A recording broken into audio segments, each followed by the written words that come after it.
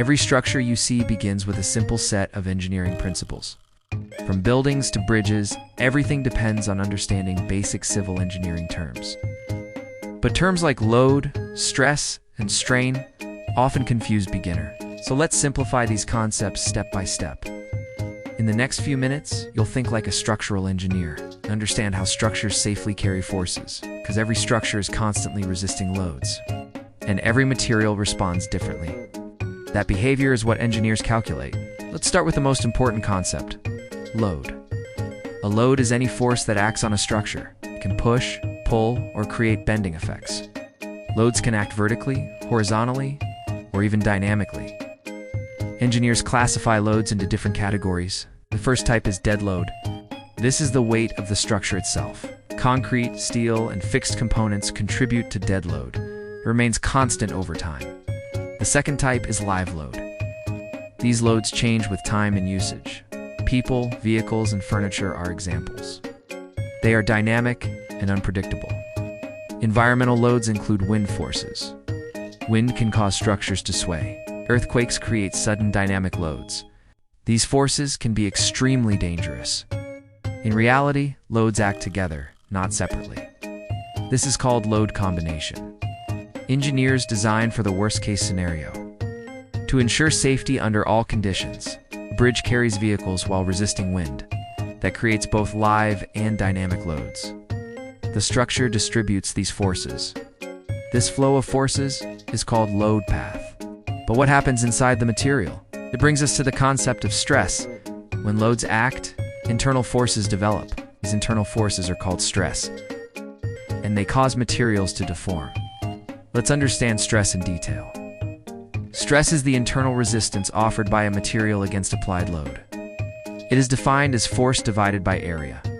When a force acts on a surface, stress develops internally.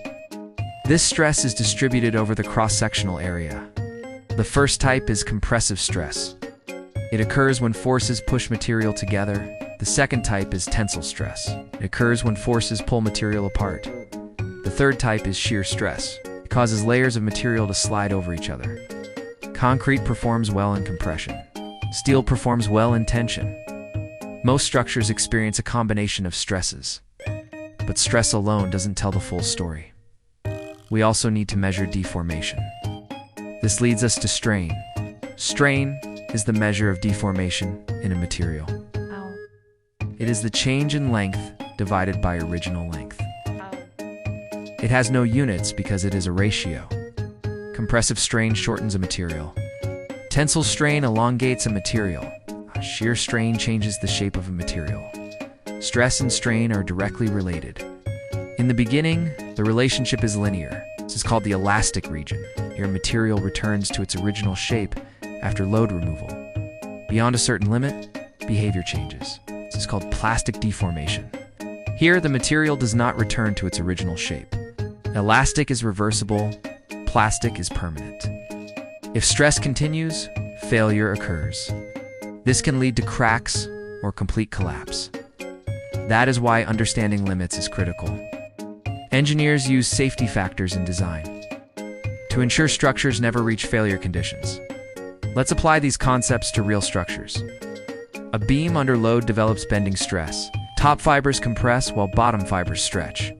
This creates a stress distribution across the section.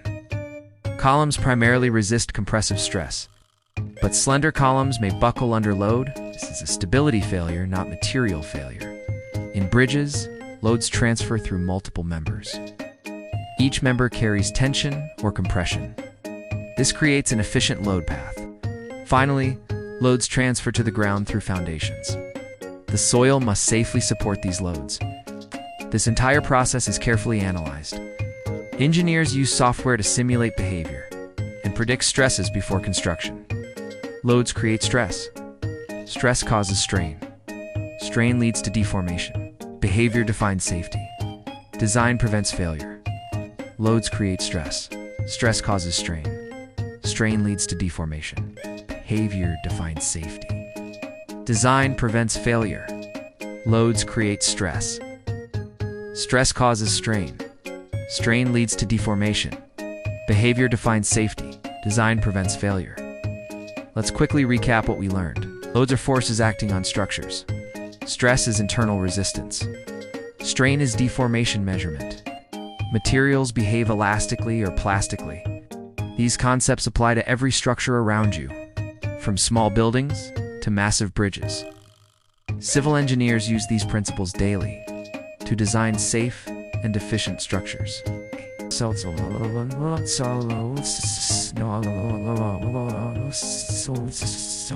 See you